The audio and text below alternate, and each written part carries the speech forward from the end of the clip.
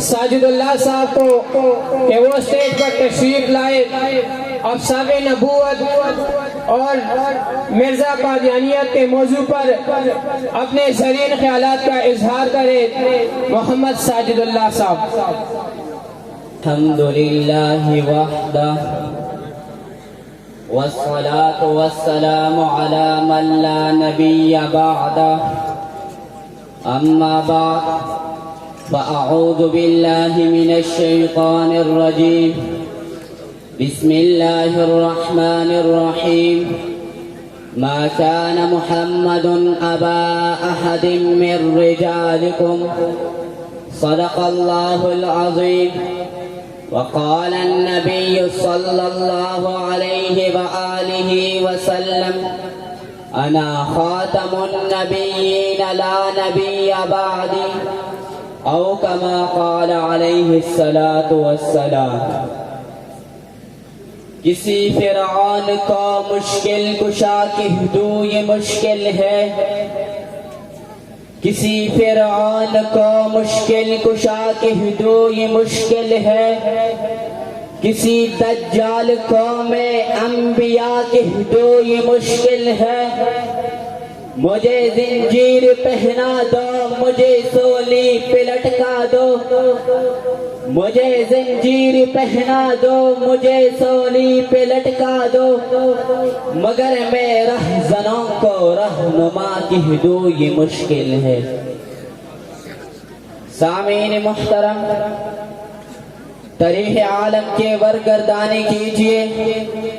تو معلوم ہوتا ہے روز اول سے یہ قانون رہا ہے، کسی منصب پر فائز ہونے کے لیے ایسے اوصاف کا ہونا ضروری ہے جو اس منصب کے لیے شایع شان ہو، لیکن اگر دعویٰ تو نبوت کا ہو مگر اخلاق نہ ہو، دعوت و نبوت کا ہو مگر کردار کا غازی نہ ہو، دعوت و نبوت کا ہو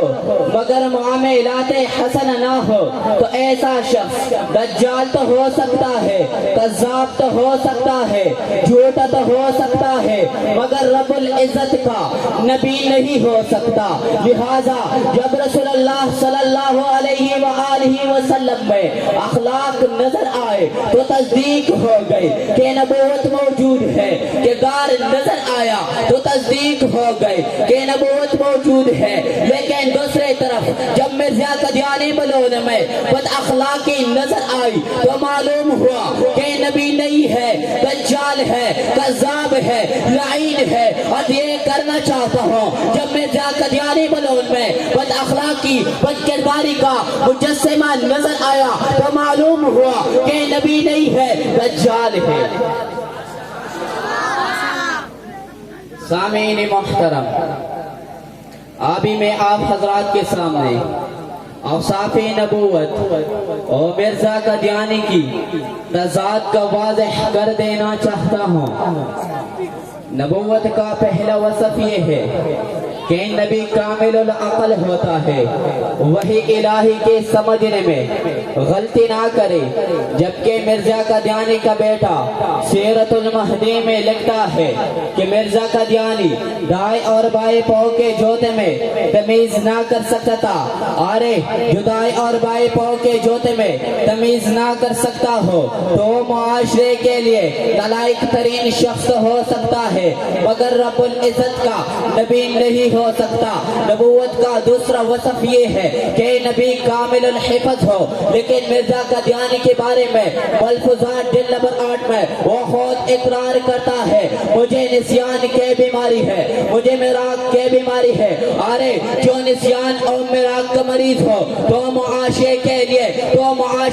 لیے انگریز کا گماشات ہو سکتا ہے، انگریز کا لطفت ہو سکتا ہے، مگر رب العزت کا نبی نہیں ہو سکتا۔ نبوت کا تیسرا وصف یہ ہے کہ نبی کامل العلم ہو، لیکن مرزا قادیانی کے علم کے بارے میں تریاق القلوب روحانی خزائن میں لکھا ہے کہ مرزا قادیانی صفر المظفر کو اسلام کا چوتھا مہینہ کہتا تھا۔ ارے جو اسلام کے مہینوں کے ترتیب نہ جانتا ہو تو معاشرے کے لیے انگریز کا گماشات ہو سکتا ہے، انگریز کا لطفت ہو سکتا ہے مگر رب العزت کا نبی نہیں ہو سکتا۔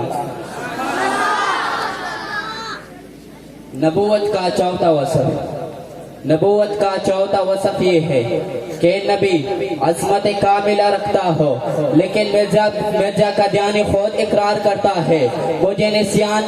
مرزا قادیانی خود اقرار کرتا ہے وہ مرزا قادیانی کبھی کبھی زنا بھی کر لیا کرتا تھا۔ ارے جو زنا کا عادی ہو تو معاشرے کے لیے ناصور تو ہو سکتا ہے مگر رب العزت کا نبی نہیں ہو سکتا۔ نبوت کا پانچواں وصف یہ ہے کہ نبی صادق اور امین ہو، لیکن مرزا قادیانی بارے میں آتا ہے کہ مرزا قادیانی نے 50 کتابوں کے نام پر پیسے جمع کر کے صرف 5 کتابیں لکھی اور برہیہ احمدیہ کے آخری جلد میں یہ اعلان کر دیا 50 کتابوں کا وعدہ پورا ہو گیا، اس لیے 50 اور 5 میں صرف 1 صفر کا فرق ہے، خالی صفر کا کوئی اعتبار نہیں ہے۔ ارے جو کذاب ہو تو معاشرے کے لیے سب سے بڑا لٹیرا تو ہو سکتا ہے مگر رب العزت کا نبی نہیں ہو سکتا۔ نبوت کا چھٹا وصف یہ ہے کہ نبی خلق عظیم کا مظہر ہوتا ہے، لیکن مرزا قادیانی کے بارے میں آتا ہے وہ خود اعلان کرتا ہے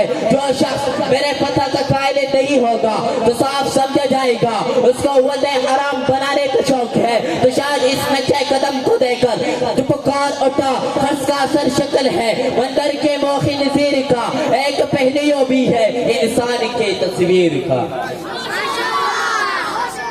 سامعین محترم، فتنہ قدیمیت دین دگنے رات جگنے